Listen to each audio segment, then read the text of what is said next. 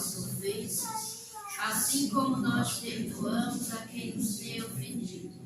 E não nos deixes cairmos em tentações, porque teu o reino, o poder e a glória para todos sempre.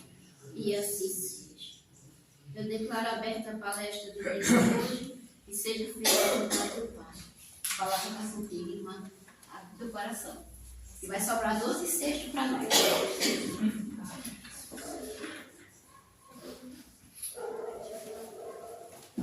Uma boa noite a todos, amados irmãos.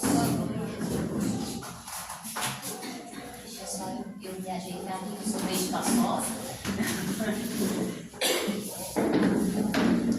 Só um pouquinho, não muito. Aos que não me conhecem, meu nome é Bárbara e estamos trabalhando no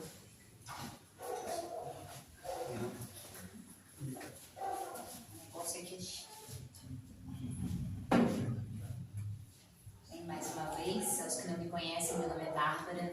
É uma alegria renovada em meu coração de estar aqui convosco nessa noite, para que nós possamos compartilhar um pouquinho de todas as bênçãos que o Evangelho nos traz, que o Evangelho do Cristo nos traz. Nos traz conforto, nos traz renovação, nos traz consolo para a nossa alma, que muitas vezes se encontra abatida, que muitas vezes nos encontramos perdidos, sem saber o que fazer, perdendo a confiança e esquecemos que temos um mapa bem pertinho de nós. E que esse mapa se encontra também dentro de cada um de nós, porque onde estão escritas as leis divinas? Na consciência. Meus irmãos, nessa noite nós vamos conversar um pouquinho sobre o capítulo 7 do Evangelho segundo o Espiritismo, Bem-aventurados os pobres de espírito. Bem, para que nós possamos então conversar sobre este tema, no tópico que diz assim, os mistérios ocultos aos sábios e entendidos. Quando Cristo disse, bem-aventurados os pobres de espírito, porque deles é o reino dos céus. E ele dá graças e diz, Senhor, graças te dou, ó Pai, porque ocultaste esses mistérios aos sábios e aos entendidos. Bom, meus irmãos, primeiramente, nós temos que entender o conceito do que seria um pobre de espírito. O pobre de espírito, primeiramente, é aquele que se coloca na posição de aprendiz. É aquele que sabe que nada sabe.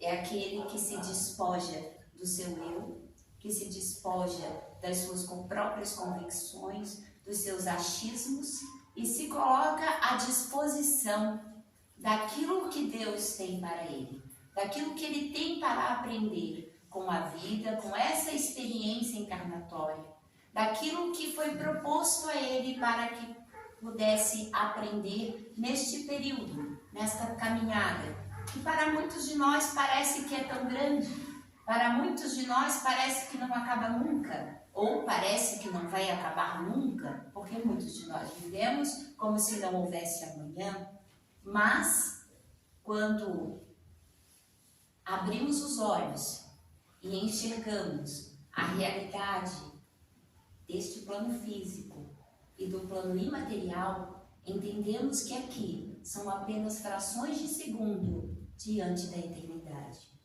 Meus irmãos,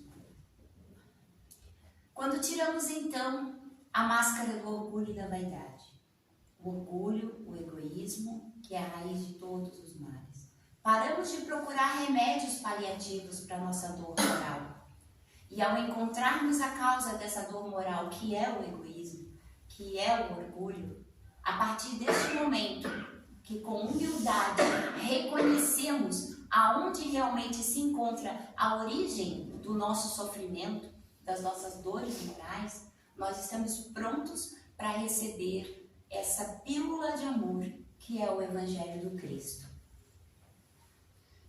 Mas, pobre de espírito, são também aquelas pessoas que se esvaziam a tal ponto que as pessoas olham e dizem assim, não é normal essa criatura. Não pode ser normal. deve ter algum problema. Como que uma pessoa se desfaz simplesmente, muda de vida de repente? São Francisco de Assis é um exemplo disso. Era de uma família bem conceituada, bem posicionada socialmente, e decide romper com tudo para viver em favor dos pobres e dos desvalidos de sorte. Aquelas pessoas que resolvem então viver não para cumprir com a expectativa do outro, que entendem que ser é muito melhor do que ter, não para viver segundo os padrões sociais, conforme aquilo que o mundo determina que deve ser, mas aquele que entende que se esvaziando e se colocando à disposição daquilo em que realmente tem que fazer ao desenvolver as suas virtudes em favor do próximo, em favor dos seus irmãos. Este é um pobre de espírito. Pessoas que são consideradas incompreensíveis. Um bom exemplo disso é o cego Bartimeu. O cego Bartimeu, que por si só nem nome tinha. Bartimeu significa filho de Timeu. Então nem nome ele tinha. Mas a família conseguiu para ele, uma capa. E o Império Romano lhe concede essa capa. E essa capa lhe dá o direito de mendigar. Essa capa era o que favorecia a sobrevivência dele. Olha, você tem essa capa, a partir de hoje você pode mendigar para o resto da vida. Acontece que esse homem, ele, sendo um pobre de espírito, com toda aquela cegueira, ao saber que Cristo passava, ele começa a gritar desesperadamente: Jesus, filho de Davi, tende misericórdia de mim. E por certo, com certeza alguém disse: você está perdendo o seu tempo, fica quieto. O mestre não vai te ver. A multidão é muito grande. Com certeza mandaram ele se calar, pois ele gritava ainda mais alto: Jesus, filho de Davi, tende misericórdia de mim. E gritou tanto que o mestre parou e disse: olha, esse aí está com vontade. Esse aí está disposto a sair da sua zona de conforto. Agora eu lhes pergunto, meus irmãos, Bartimeu tinha profissão?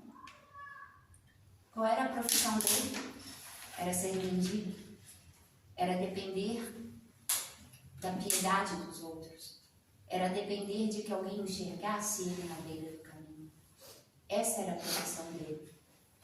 Mas quando Bartimeu vê a possibilidade de sair de sua zona de conforto, de uma mudança de vida, de enxergar algo novo, ele não pensou em nada disso. Ele apenas gritou pela misericórdia do Mestre Jesus.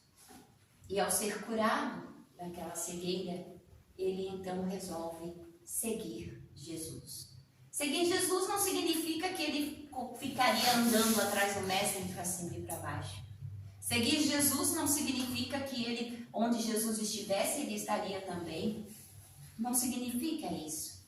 Seguir Jesus na atitude de Bartimeu foi entender que havia uma nova forma de se olhar a vida, uma nova forma de viver.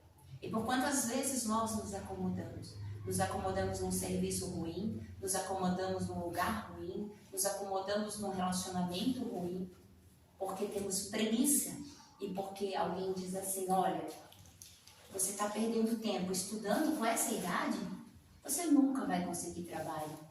Você está perdendo tempo, viveu até hoje com essa pessoa te fazendo mal, por que vai largar agora?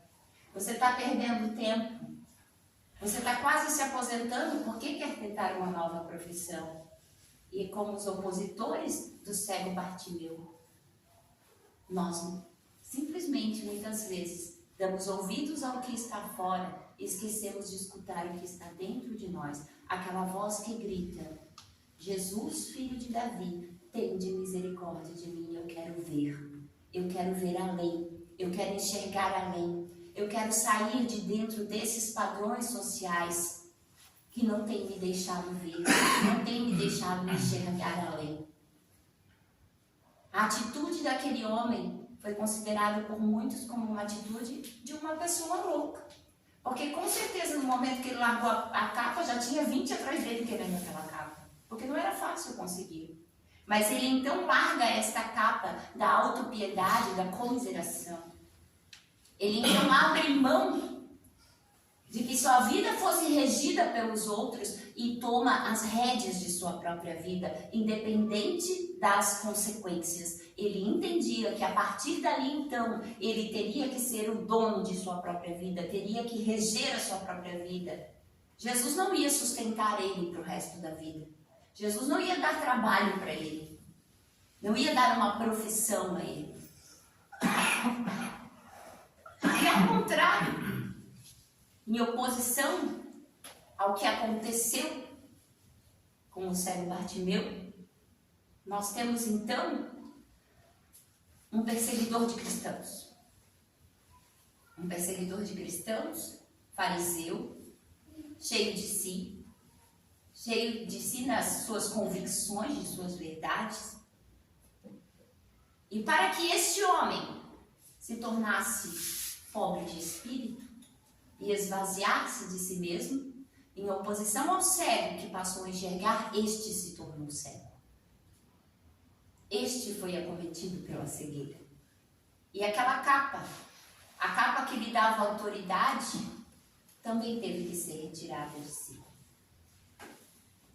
A partir do momento, diz Emmanuel, que o mestre chama das claridades imortais e diz: Paulo, por que tateia nas trevas das experiências humanas?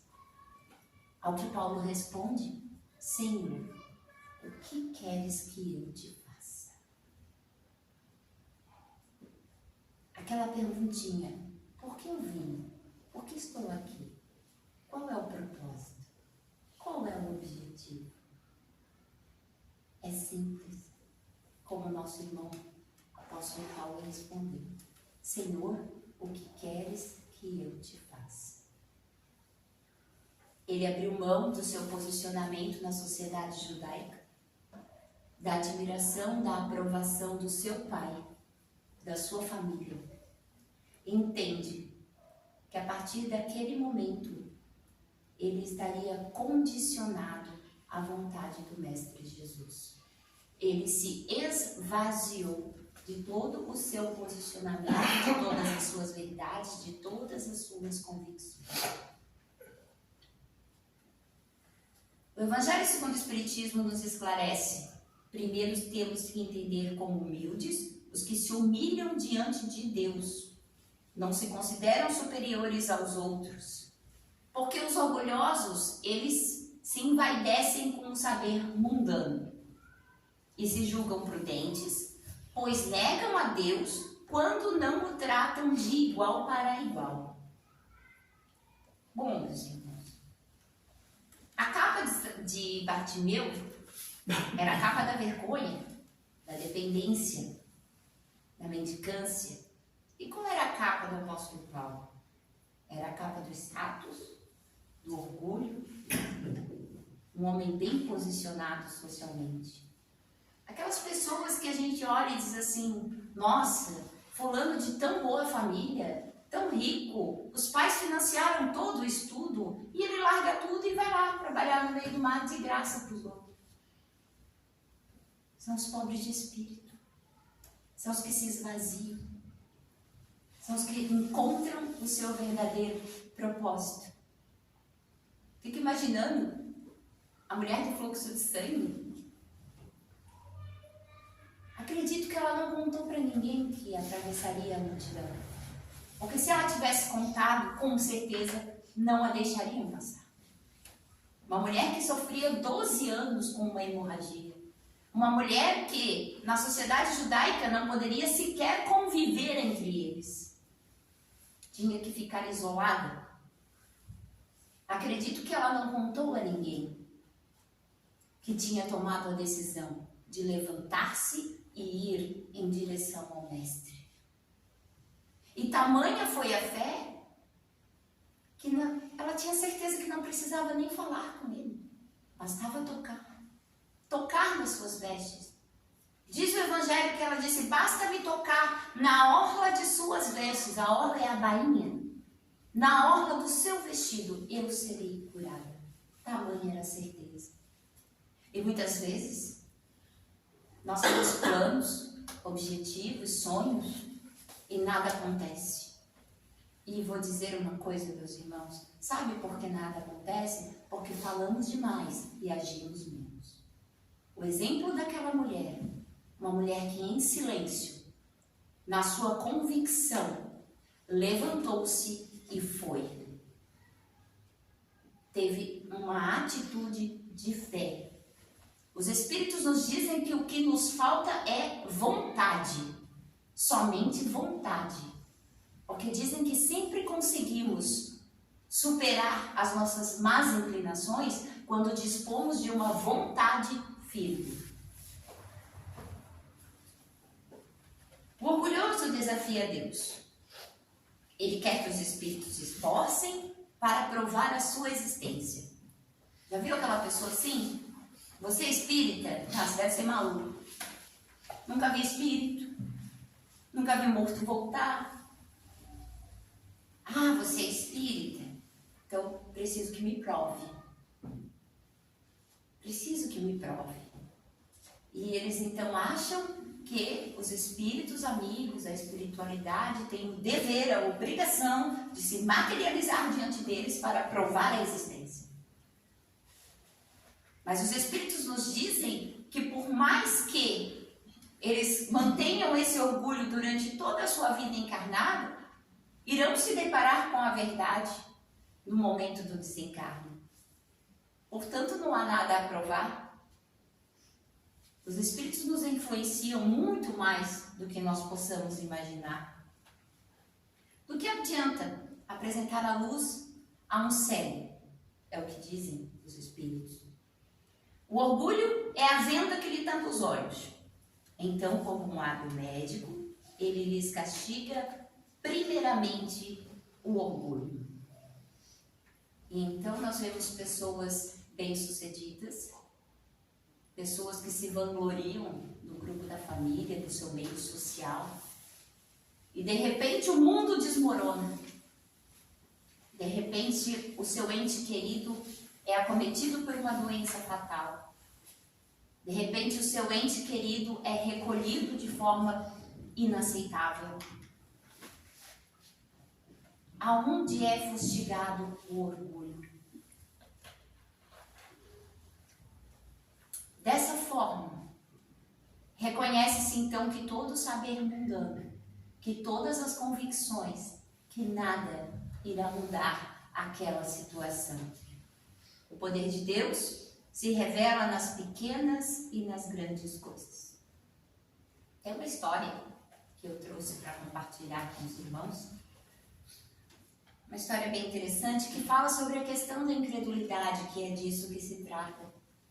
Esse capítulo, Mistérios Ocultos aos Sábios e aos Entendidos.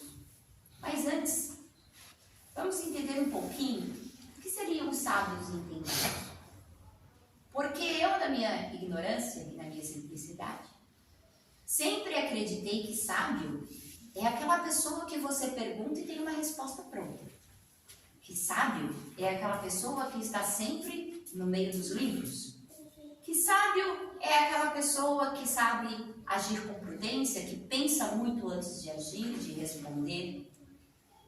Entendidos, aqueles que dominam as letras, dominam a arte da resposta, a arte do diálogo. E essa semana eu escutei uma lenda, um conto, que eu achei muito interessante. Um mestre tinha seus discípulos e entre os discípulos 2 se destacaram. E ele diz, olha, vocês se destacaram a tal ponto que nós vamos fazer uma peregrinação. Vocês vão chegar ao auge da sabedoria. E eles ficaram animadíssimos porque eles confiavam naquele mestre. E na data marcada, começaram a peregrinação a subir a montanha. Ao subir a montanha, eles veem um pastorzinho subindo, as suas ovelhinhas, e ele estava subindo porque tinha uma feira na outra cidade. onde ele iria vender os seus animaizinhos para a provisão do seu sustento, da sua casa, da sua família. Só que entre esses animais havia um porco grande e que estava ferido, com a patinha machucada. E o menino, pastorzinho, chicoteava o porco e vão embora. E eles pensaram, nossa, mas ele já está ferido. Agora sendo chicoteado, vai ficar com mais dor ainda, como que ele quer que ande rápido? E ficaram indignados com a situação, olhando o que estava acontecendo. Então, de repente, para perto deles um senhor de idade avançada, e ele diz, olha, eu posso carregar teu porco? Eu carrego ele para você. Tá bom, né? Você quer carregar? Carrega. E ele então pega o porco e carrega a montanha acima, até a chegada, o destino da feira. E aqueles dois jovens observavam de longe, junto com o seu mestre, o que estava acontecendo. Disseram, mas que absurdo, como pode uma pessoa já de idade avançada ajudar um porco? Por que ele fez isso? E eles perguntam ao seu mestre, por que ele fez isso? Ele disse, olha, eu tenho certeza de que ele fez isso porque ele, na sua consciência, ele estaria em paz. Ele estaria em paz com a sua consciência. Porque se ele não ajudasse, ele não teria uma consciência tranquila. Por isso ele fez isso. Tudo bem, passaram-se os dias. Os jovens subiram a montanha novamente. Se perderam no caminho porque estavam sem o seu mestre. E encontram uma cabana. E adivinha quem morava na cabana? Aquele senhor que tinha carregado o porco. E nessa cidade, desse país, a hospitalidade é algo muito comum, muito normal. Todos são bem recebidos, são muito hospitaleiros. E ele recebe os dois jovens, serve para eles um caldo, oferece uma cama. Passaram a noite ali. E antes de ir embora, eles perguntam àquele senhor, olha, nós temos uma curiosidade. Por que o senhor carregou aquele porco na semana passada? Que porco? Não, nós estávamos subindo a montanha e vimos o senhor pegar um porco e carregar. Olha, deve ser a idade, mas não estou lembrado. Será que vocês não me confundiram com outra pessoa? Então tá bom. Voltaram para o seu mestre. Chegaram para o mestre e contaram para ele. Ao contar para o mestre, ele então senta e começa a dar risada de si mesmo. E diz, mas por que o senhor está rindo? Por que, meus filhos? Porque eu respondi a vocês o porquê eu carregaria o porco. Eu carregaria pela minha consciência. Porque eu sou um entendido, um mestre. Mas o sábio, ele não tem um porquê. Ele faz isso porque faz parte da natureza dele. Então ele não tinha nem por que se lembrar por que fez isso. Fazia parte da sua natureza, do seu caráter. Não poderia ser diferente. Por isso não foi um fato marcante. Então, meus irmãos, nós possamos saber entender a diferença entre a sabedoria, aquilo que já está arraigado dentro de nós, as nossas virtudes, que ninguém precisa elogiar, ninguém precisa nos dizer que tem que ser feito, ninguém precisa dizer que nós temos que fazer uma prece pelo nosso irmão caído ao invés de julgá-lo. Ninguém precisa nos dizer que nós temos que servir o pão para aquele que está faminto. Ninguém precisa nos ensinar isso. Quando alcançamos essa sabedoria, desenvolvendo as nossas virtudes, aquilo que viemos fazer, que é desenvolver essas virtudes durante este plano em que estamos. Ninguém precisa nos provar nada. Essa história que eu vou contar trata sobre a incredulidade. Ela é ditada pelo espírito Hilário Silva. e psicografado por Valdo Vieira. É a história de Vitalino Caixeta. Numa determinada noite, ele tivera uma discussão acalorada com os seus amigos. Ele era extremamente incrédulo. Era um homem estudioso e ele dizia: olha, eu estudo anatomia. Não existe espírito. Não existe nada disso. O que existe é o corpo. Então, para eu acreditar em alguma coisa, eu preciso tocar, eu preciso sentir, eu preciso cheirar, para que eu acredite. Caso contrário, e assim. Ele estava muito contrariado, os amigos foram embora. A esposa demorou ainda em luta na ordem de sua casa, acomodou os filhos e Dona Constância passou a ressonar. Mas mesmo assim ele prosseguia, o seu Vitalino ficou ali martelando as suas reflexões. Não conseguia dormir. Enfim, de tanto pensar. E disse: olha, eu não vou me render à evidência dos fatos. Sou um homem materialista, nada disso é verdade, eles estão iludidos. Acredito na matéria. E adormeceu. Aí, adormecendo, ele sonhou com seu irmão, o Rosalindo, desencarnado há muitos anos. E o Rosalindo disse assim: meu caro, nós ouvimos as suas considerações silenciosas.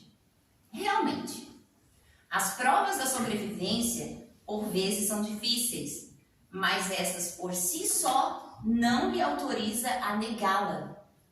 Veja bem, existe a fé automática, que é inconsciente e sem comprovação. Quer ver só? É a aceitação de acontecimentos naturais sem a ajuda dos sentidos.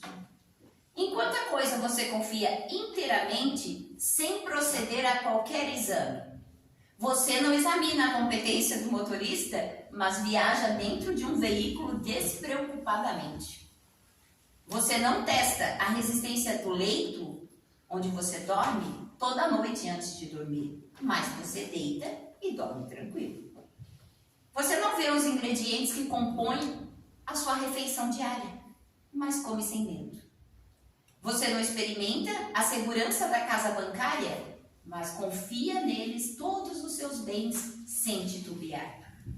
Por outro lado, inúmeras ocorrências passam na vida sem merecer um estudo mais acurado. Você não apalpa o ar, mas respira o oxigênio sem nenhum susto. Você não vê o vírus, mas sofre a gripe. Não escuta as ondas sonoras que cruzam em tua volta, mas você ouve o aparelho do rádio. Você não mediu o universo metro a metro, mas reconhece o infinito da criação. Você não morreu ainda, mas aceita a fatalidade do fenômeno da morte. Igualmente, meu amigo, você disse que não vê e não pega o mundo espiritual, mas ele existe.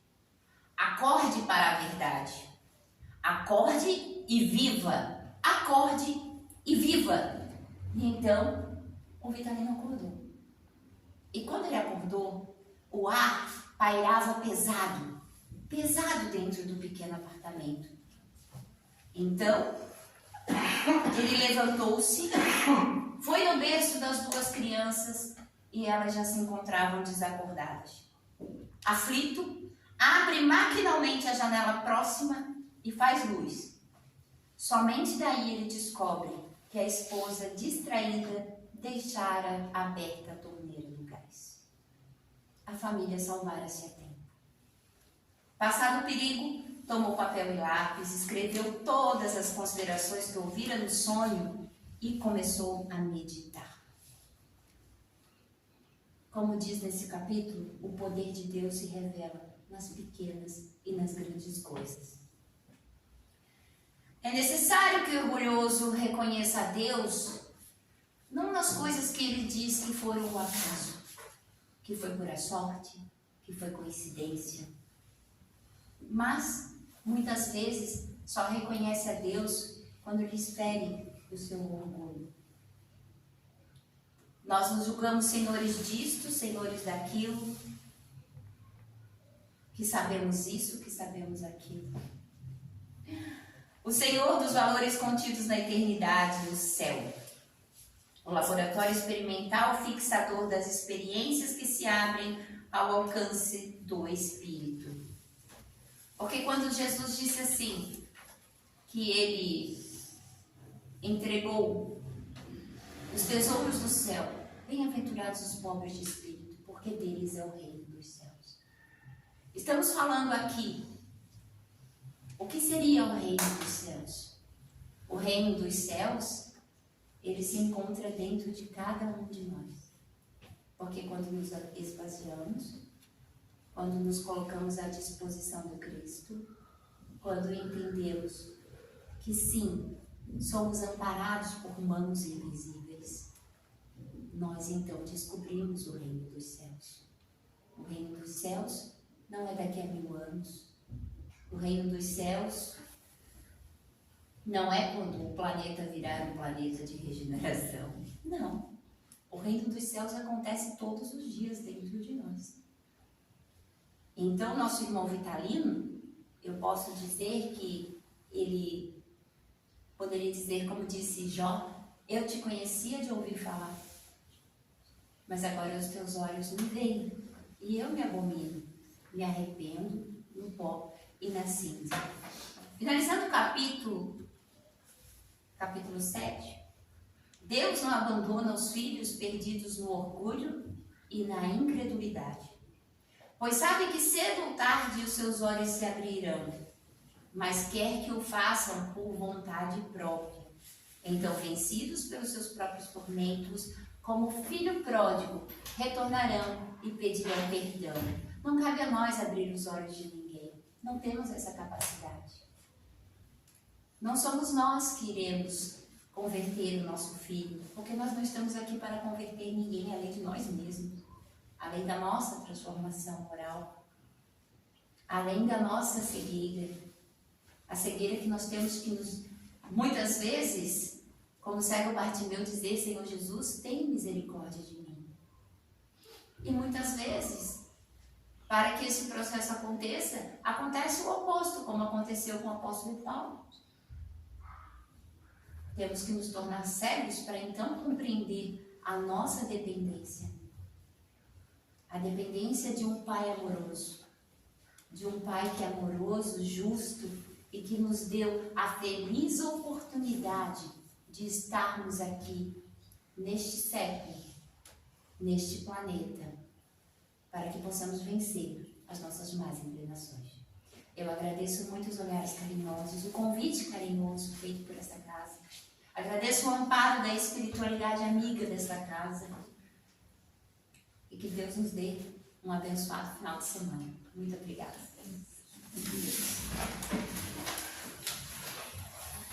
Nós te agradecemos pelo conteúdo que nos trouxe, falando de amor, falando de harmonia, que é realmente o que está nos faltando a cada dia, a cada momento.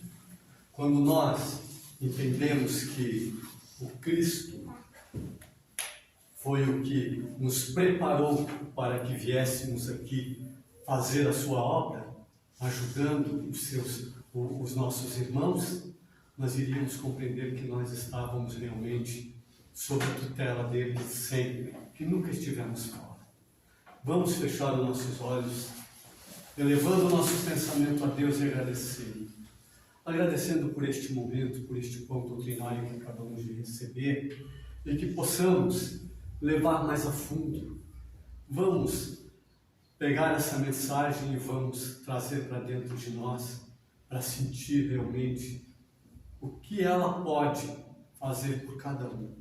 E assim, então, após essa compreensão, com certeza não seremos mais o mesmo. Agradecidos que somos, nós dizemos assim: Pai nosso que estás nos céus, santificado seja o vosso nome, venha a nós o vosso reino, seja feita a vossa vontade, assim na terra como nos céus. O pão nosso de cada dia nos dai hoje, perdoa, Senhor, as nossas ofensas, assim como nós devemos de perdoar a quem nos tem ofendido. E não nos deixeis cair nas tentações, e livra-nos de todos os males, agora e sempre, que assim seja.